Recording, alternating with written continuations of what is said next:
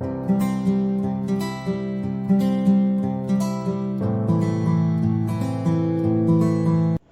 everyone, the word of the day is Braxism.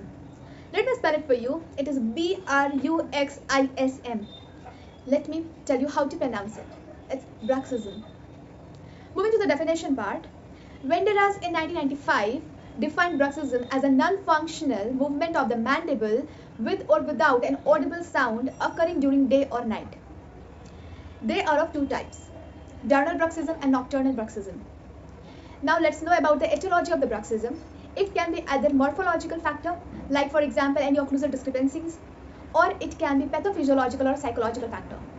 Now let's talk about symptoms of bruxism. The symptoms include headache, earache, depression, insomnia.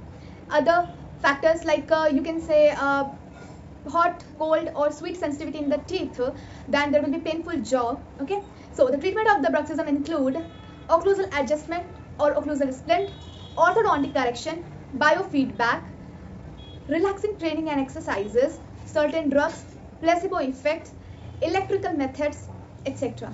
I hope this word bruxism is clear for you all now. Thank you.